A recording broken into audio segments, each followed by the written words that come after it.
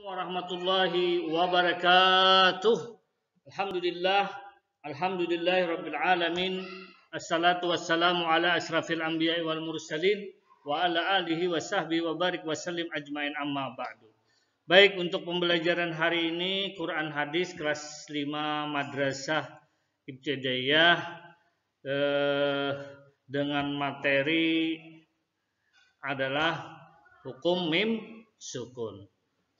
Baik, sesuai yang akan Bapak jelaskan pada hari ini adalah idgham mimi. Tapi yang minggu kemarin kalian sudah menyimak tentang ikhfa sapawi, yang dimana ikhfa sapawi itu adalah apabila mim mati bertemu dengan huruf ba, ya, yang mana bacaan ikhfa sapawi terjadi apabila ada mim sukun atau mim mati bertemu dengan ba, ya. Cara membacanya adalah dengan menyamarkan bacaan mim sukun mati di bibir sambil didengungkan. Contohnya minggu kemarin Bapak bacakan ada 3 contoh. Salah satunya adalah i'tasim billah. Baik. Pada hari ini yang kedua yaitu idgham mimi, ya. Jadi hukum mim sukun atau mim mati itu ada 3, ya. Yang pertama ikhfa sapawi, yang kedua idgham mimi, yang ketiga adalah ijhar sapawi, ya. Ijhar sapawi. Tapi yang kedua ini Bapak akan menjelaskan pada hari ini yaitu tentang idgham mimi dan ijhar sapawi, ya.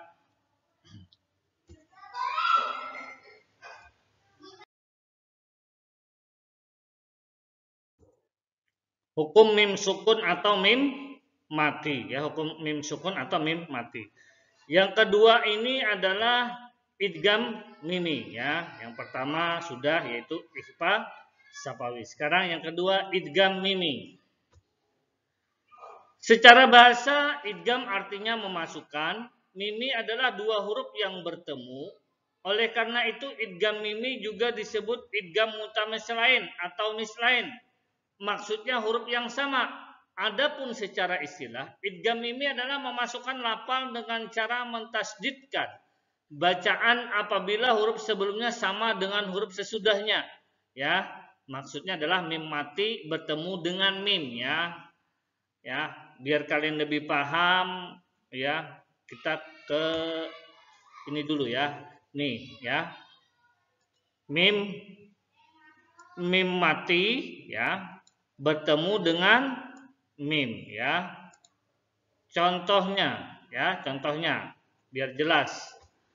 Nah, ini lakum masa'altum, ya, mentasdidkan, ya. Nih mim mati. Nah, cirinya nih mim mati karena hukum mim sukun bertemu dengan huruf mim, artinya sebelumnya mim, sesudahnya mim, ya. Artinya inilah yang dinamakan idgham mimi atau idgham mutamislain atau idgham mislain. Pokoknya cirinya adalah idgham mimi ini adalah mim mati bertemu dengan mim. Yang satunya, yang pertama adalah sukun, yang sebelumnya adalah sukun, sesudahnya mim juga tapi ada tasdidnya atau punya harakat. Contoh yang lain lagi. Nih. In kuntum mu'minin, dimasukkan mim sama mim. In kuntum tum. Nah, ini kan mim mati bertemu dengan mim, ya, mentasdidkan. Jadi yang pertama cirinya mim, yang sesudahnya ada mim tapi ada mim tasdid. Baik itu harakatnya mungkin nanti domah ataupun kasrah, ya. Ini ingat, ya, ciri idgham mimi. Contoh yang lain lagi, ya. Walakum makasabtum. Walakum, nih yang kita garis bawahi adalah walakum. Nah, ini mim sukun atau mim mati bertemu dengan mim, ya. Mimnya ada tasdidnya, ya. Ini kasrah fathah, ya. Walakum makasabtum. Nah, ya, paham, ya? Untuk idgham mimi sangat mudah. Cirinya adalah mim mati bertemu dengan mim, ya, dan cirinya juga ada tasdid, ya, itu kebiasaannya, ya, ya lumrah. Jadi lakum ma sa'altum in kuntum mu'minin. Nah, in kuntum mu'minin dimasukkan mimnya, ya. Baik, selanjutnya lagi yang kedua. Yang ketiga, ijhar sapawi, ya. Yang pertama ikhfa sapawi, yang kedua idgham mimi, yang ketiga adalah ini apa? Ijhar sapawi. Pengertiannya, ya. Ijhar secara bahasa artinya jelas atau terang. Jelas atau terang. Sedangkan sapawi artinya bibir.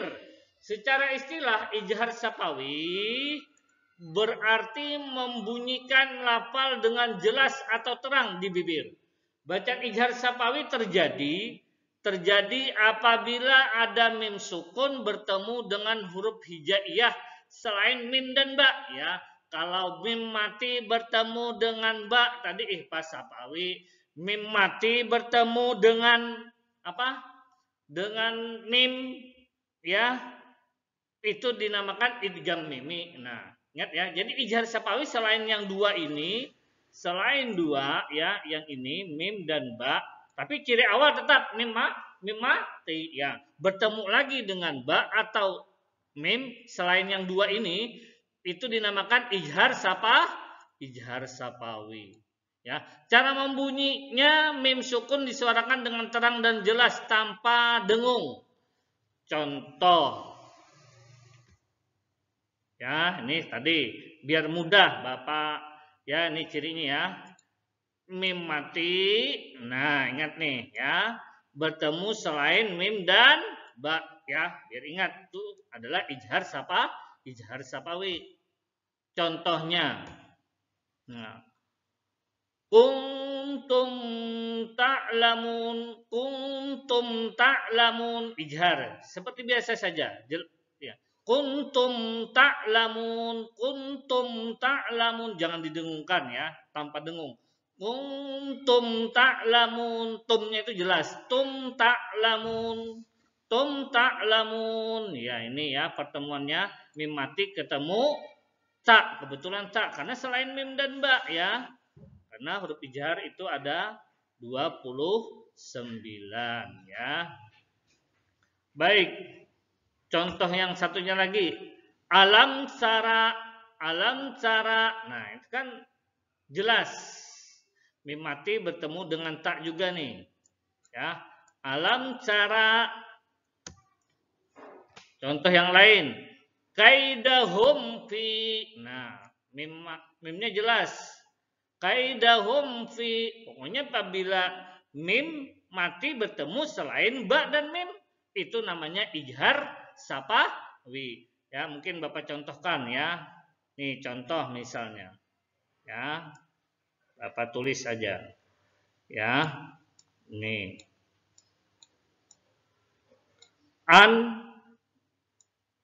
Apa ya?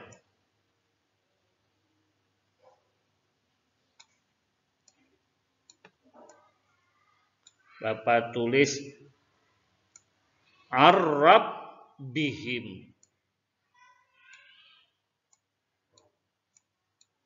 Nah, ini mim matinya nih. Ar-rabbihim. Nah, sesudahnya ini ada contoh. Ini kebetulan ya, ya. Nah. Ya, ya.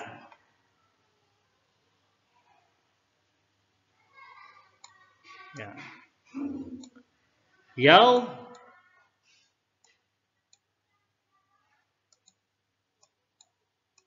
Nah. Ya, ini apa?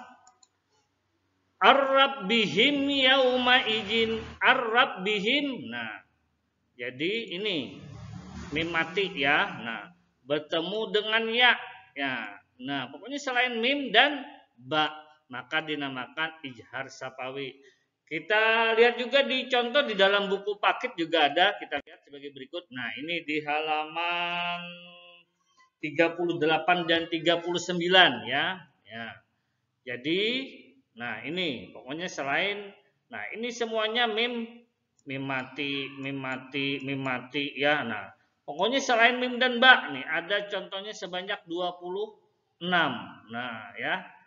Dan pertemuannya adalah selain mim dan ba. Nah, falahum ajrun. Nah, nih. Falahum ajrun jelas. Alam cara yang kedua. Wa quli bikum summa. Nah, banyak nih. Lahum inda alaihim ghaira. Nah, ya kan?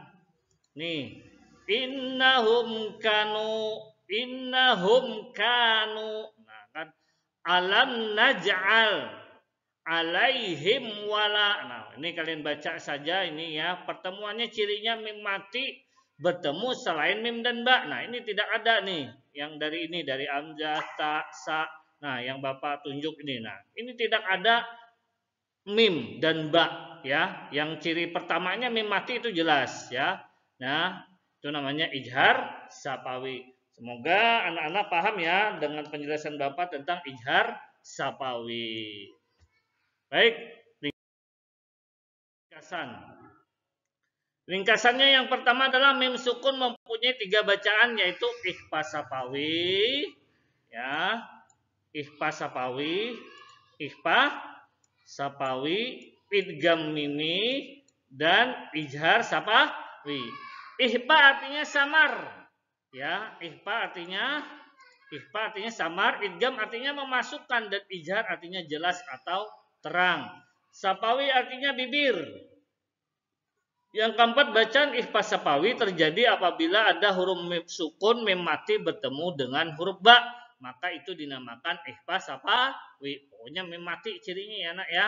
Mim mati cirinya nak.